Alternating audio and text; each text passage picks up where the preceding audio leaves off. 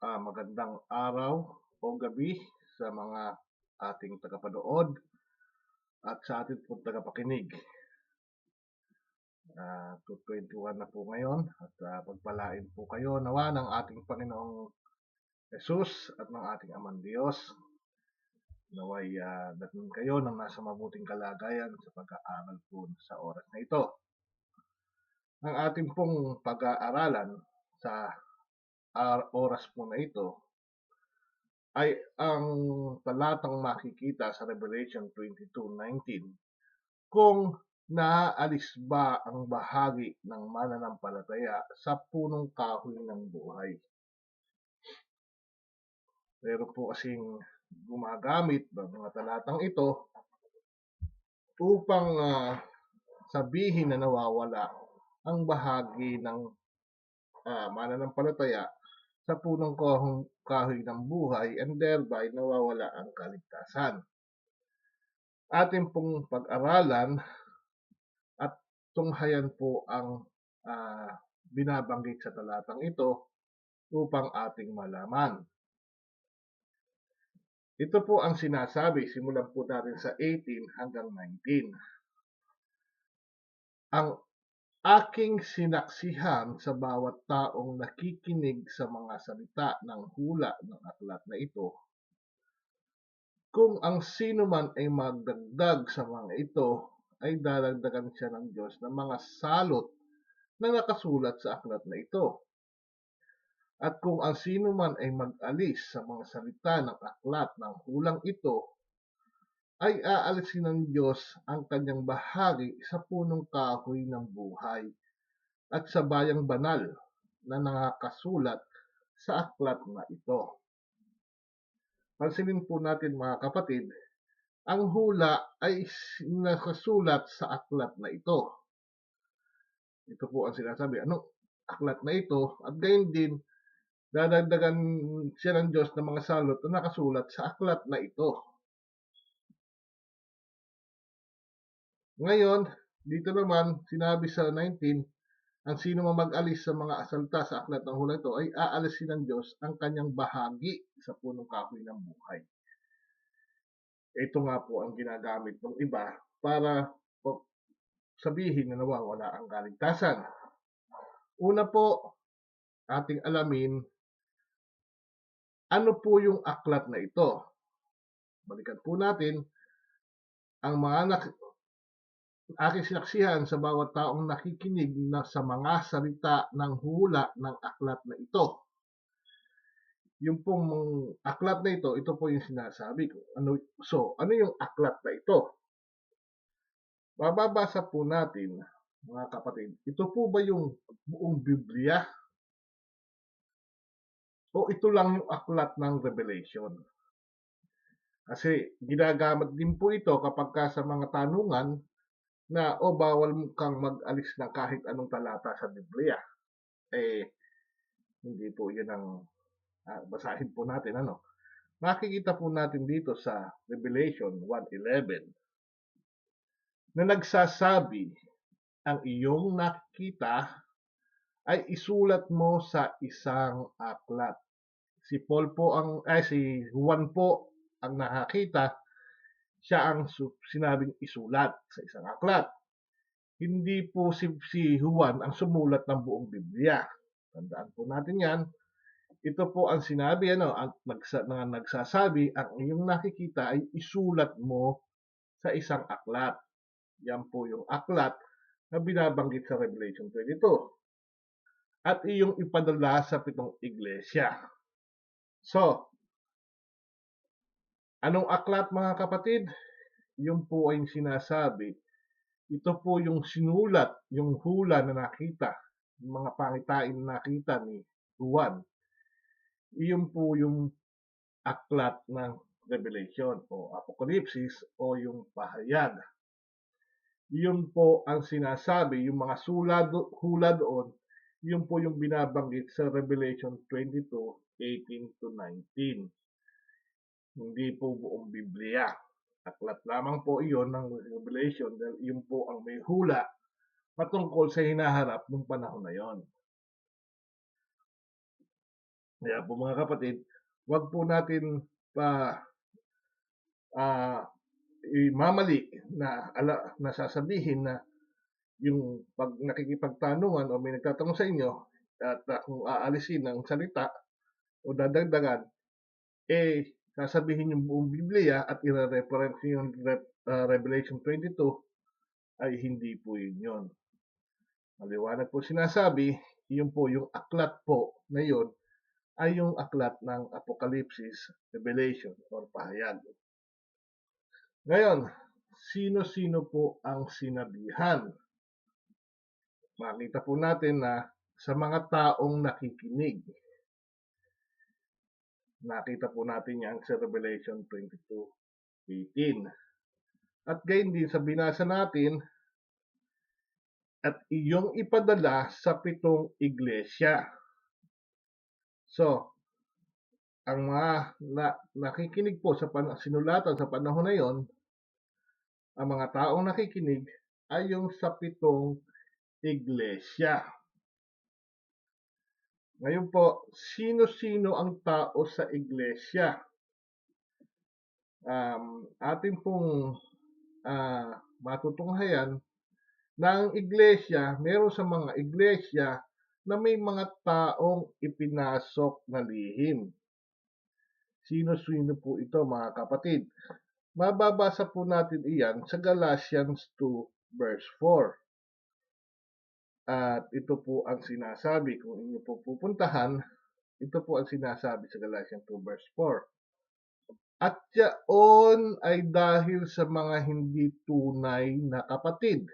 Ito po na ipinasok ng lihim. Meron po ipinasok ng lihim na nagsipasok ng lihim upang tiktikan ang aming kalayaan na taglay namin kay Kristo Jesus upang kami ilagay nila sa pagkaalipin. So, meron po sa iglesia na merong mga hindi tunay na kapatid. At ito'y mga naipasok ng lihim. Ano pa po? Sino-sino pa po sila? Nakikita po natin, meron din mga bulaang guro na mga papasok din naman ng lihim. Makikita po natin yan sa 2 Peter Kapitulo 2, talatang 1. At ito po naman ang sinasabi mga kapatid, kung tutunghayan, atin pong basahin. Ito po ang sinasabi. Ngunit may nagsilitaw din naman sa bayan ng mga bulaang propeta. Ito po yun sa bayan ng Israel, May mga bulaang propeta sa bayan ng Israel. Nagaya naman sa inyo'y, ito po sa inyo'y, sa iglesia na po ito, magkakaroon ng mga bulaang guro na mga papasok sa lihim ng mga makakapahamak na mga hidwaang pananampalataya na itatatwa pati ang Panginoon na bumili sa kanila na magtataglay sa kanilang sarili ng madaling pagkapahamak. So, sa iglesia po mga kapatid, meron po, gaya po, sabi ni Pedro, gaya ng sa bayan ng Diyos ang may bulaang propeta. Meron din sa iglesia ng mga bulaang guro na nagpapasok sa lihim ng mga makapapahamak. Dalawa na po yan. May mga taong pinasok ng lihim at may mga bulaang guro na magpapasok ng lihim. Sino-sino po mga kapatid? Nasa iglesia, may mga taong nakapasok ng lihim. Merong ipinasok, may mga papasok at may nakapasok ng lihim. Basahin po natin sa 1 John, talatang 2, 18 to 19 po yan. Hindi po 1 to 19, 18 to 19. Basahin po natin, at ating pong malaman. At ito po ang sinasabi. Simulan po natin sa 18, mamunting mga anak, ito ang huling oras. Mga panahon na nga po yun dyan, huling oras, yung mga po yung Revelation. At gaya ng inyong narinig na darating ang Antikristo, kahit ngayon ay lumitaw ang marami ng Antikristo. Kaya nga nalalaman natin na ito na ang huling oras. Huling oras na nga po yung panahon nila noon. Tuloy po natin silang nagsilabas sa atin, ngunit sila'y hindi sa atin. Sapagkat kung sila'y sa atin ay nagsipanatili sana sa atin. Ngunit nagsilabas upang sila'y mahayag na silang lahat ay hindi sa atin. So, meron pong nasa loob sa church na nagsilabas. Yun nga po yung nakapasok. Sino yung nakapasok? Ngayon, lumalabas na sila dahil nga hindi sila sa atin. Iyan po ang sinasabi sa 1 John 2:18-19 naman. 1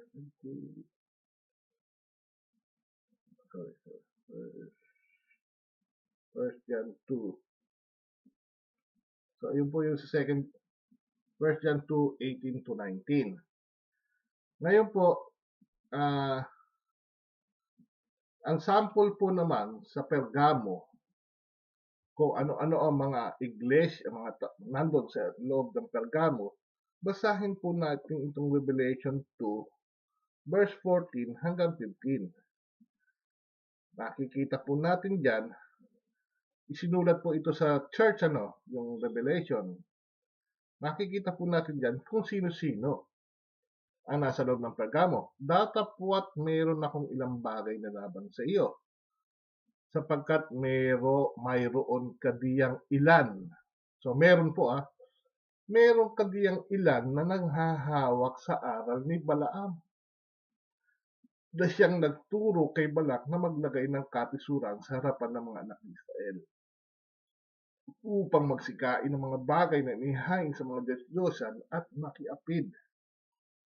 So, meron pong ilan sa church ng Pergamo noon na nanghahawak sa aral ni Balaam.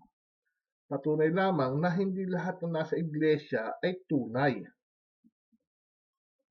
Sino pa po mga kapatid ang sample natin ang sa loob na sa iglesia? Sa Thyatira naman, basahin naman po natin ang Revelation 2:20. Ito po ang sinasabi. Thyatira 2:20. Revelation 2:20 po, ito po ang sinasabi mga kapatid. Ating tutunghayan. Datapwat meron akong laban sa iyo na pinahintulutan mo. Ito po sa church ng Thyatira, meron akong laban sa inyo na pinahintulutan mo. Inallowed mo ang babaeng si Jezebel. Ano ginawa niya? Na nagpapanggap na propetisa. Ano pa po? At siya'y nagtuturo at humihikayat sa aking mga lingkod upang makiapid at kumain sa mga bagay na inihain sa mga Diyos-Diyosan.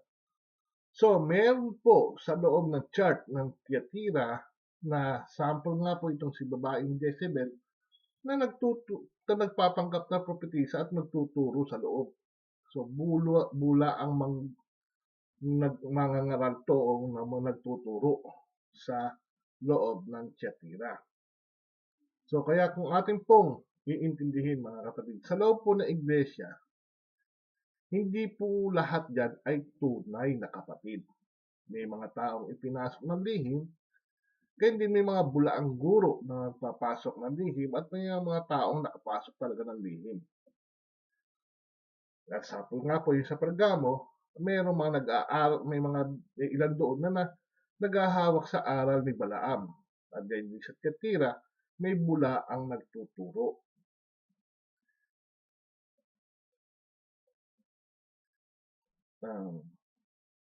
Ano po ang ibig sabihin naman na huwag dadagdagan o babawasan?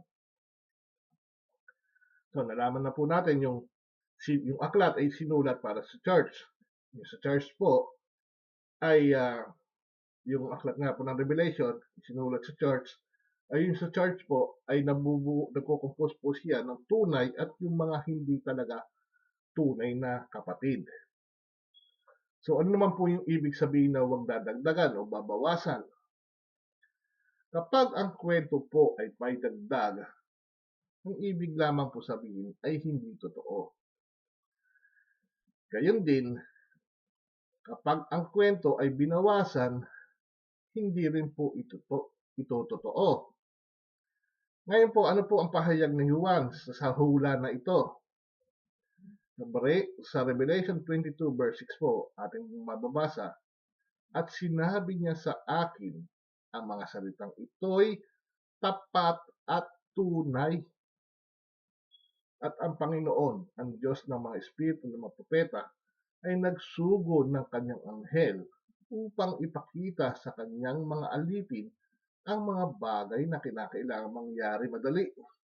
So, ang ibig po sabihin na pag dinagdagan mo ang mga hula sa book ng Revelation at binawasan mo ang mga hula sa book of Revelation, ibig lamang po sabihin yun, hindi mo po tinatanggap na totoo ang hula sa Revelation. Or hindi totoo ang mga salitang ibinigay doon. Dahil ang sabi ni Juan, at sinabi niya sa akin, ang mga salitang ito'y tapat at tunay. So, yun po ang ibig sabihin, mga kapatid, ng huwag dadagdagan, huwag babawasan. Ibig sabihin, ang mga nakapakinig ng hula na yun, ay huwag niyong sasabihin na hindi totoo. O huwag niyong dadagdag, huwag babawasan. Yun lamang po ibig sabihin nyo na hindi ito totoo. Sapagkat ang hula roon ay tunay, tapat at tunay. So kapag hindi niyo po sinabi, hindi po kayo naniniwala doon sa hula na yon. So, tuloy pa po natin ang pag-aaral, mga kapatid. Ano naman po ang pangako? So, kung mababasa po natin, mga kapatid, sa Revelation 22:7, ito po ang binabanggit. 22:7. Ito po ating putunghayan at ating pong basahin. Ito po ang sinasabi, mga kapatid. Ang may pakinig ay makinig. Sa Revelation 22, hindi po to. Pero babalikan po natin yan. Revelation 22, verse 7. Ito po ang sinasabi muna. Puntahan po natin muna po yung pangako. Dahil po sinabi, yung magbabawas ay aalisin, ang bahagi. Ito po ang pangako muna. Bago po sinabi yun, ito po may pangako po muna. At narito, ako'y madaling pumaparito. Mapalad ang tumutupad ng mga salita ng hula ng aklat na ito. So may pangako po muna bago ibinigay yung consequence. Mapalad po ang tumutupad ng mga salita ng hula ng aklat na ito. Ano pa po, mga kapatid? Doon nga po sa Revelation 2 verse 7 na ating unang na ipakita, ito po ang sinasabi.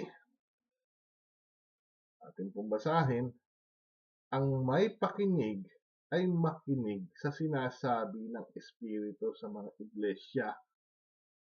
Ang magtagumpay ay siya kong pakakainin ng punong kahoy ng buhay na nasa paraiso ng Diyos. So, yan po pinapahiwadag na ang magtagumpay, pangako po yan, ay siya kong pakakainin sa punong kahoy ng buhay na nasa paraiso ng Diyos. Yan po ang pangako. Ngayon po, sino itong magtatagumpay at kung ano yun, tanongin po natin kung sino or ano ba ang pagtatagumpayan? ano ang dapat pagtagumpayan? Basahin po natin, patuloy po natin basahin. Ito po ay diniscuss ko na doon po sa parte na aklat ng buhay.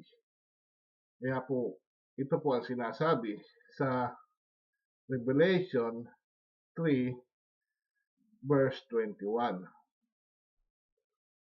Atin pong basahin upang malaman natin ang sinasabi.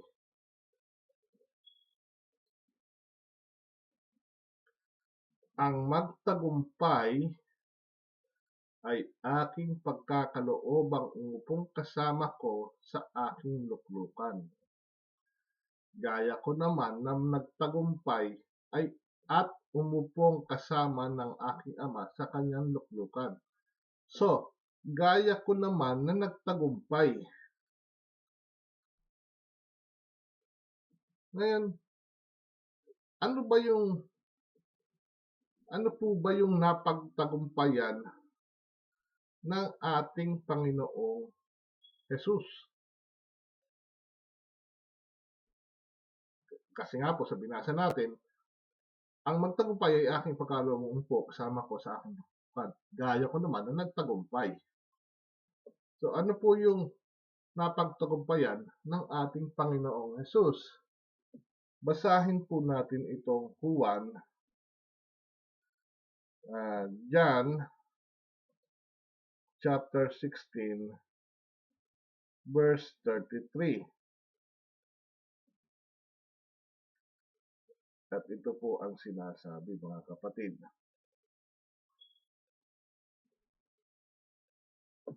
Ang mga bagay na ito ay sinalita ko sa inyo upang kayo magkaroon sa akin ng kapayapaan.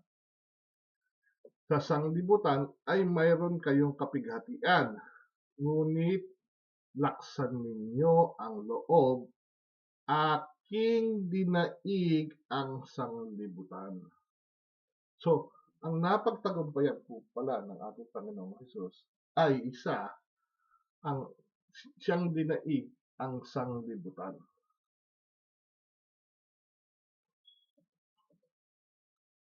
Ngayon, ang tanong natin, paano natin dadaigin ang sanglibutan? Paano natin, na gaya ng Panginoong Hesus ay nadaig niya ang sanglibutan, paano natin dadaigin ang sanglibutan? Basahin po natin ulit sa unang Juan. 1 John chapter 5, umpisahan po natin sa talatang 4 hanggang 5. Atin po simulan, ito po ang sinasabi. Sapagkat ang sino mang ipinanganak ng Diyos ay dumaig sa sanglibutan, at ito ang pagtatagumpay na dumadaig sa sanglibutan. Sa makatuwid ay ang ating pananampalataya. Ayun po naman pala. Sapagkat ang sino mang ipinanak ng Diyos ay dumadaig sa sanglibutan. So, kailangan ka po munang ipanganak ng Diyos. At ito ang pagtatagumpay na dumadaig sa sanglibutan. Ano po yung dumadaig sa sanglibutan na pagtatagumpay? Sa mga tuwid ay ang ating pananampalataya. Ano pong pananampalataya yun, mga kapatid? Tuloy po natin sa 5. Ito po ang sinasabi. At sino ang dumadaig sa sanglibutan? Kundi yaong nananampalatayang si Jesus ay anak ng Diyos. So mga kapatid, yan po ang pagtatagumpay na ating panghawakan. Kailangan mo ipinanganak, sapagkat ang sino mang ipinanganak ng Diyos ay dumadaig sa sanglibutan. So kailangan mo ipanganak at sa pananampalataya na yon. At kailan tayo, ang tanong mga kapatid, kailan at paano tayo magiging anak ng Diyos? Basahin po natin muli. Dahil kay Juan naman po tayo. Sa Juan 1 talatang 12. At ito po ang sinasabi, mga kapatid. Kung inyo pong babasahin, ito po ang sinasabi. Datapwat ang lahat ng sa kanya'y nagsitanggap ay pinagkalooban niya sila ng karapatang maging mga anak ng Diyos. Sa mga tuwid bagay ang mga nagsisisampalataya sa kanyang pangalan. So, yan po mga kapatid, ang kailangan nyong para maging anak ng Diyos. Yung pagkaroon ng pananampalataya sa kanyang pangalan at sumampalatayang ang ating Panginoong Hesus ay anak ng Diyos. Siya ang ating tagapagligtas sa lahat ng ating mga kasalanan. Ngayon, mga kapatid, balikan po natin. At kung ang ating topic, at kung ang sino man ay mag-alis sa mga santanang aklat ng hulang ito, ay aalisin ng Diyos ang kanyang bahagi sa punong kahoy ng buhay.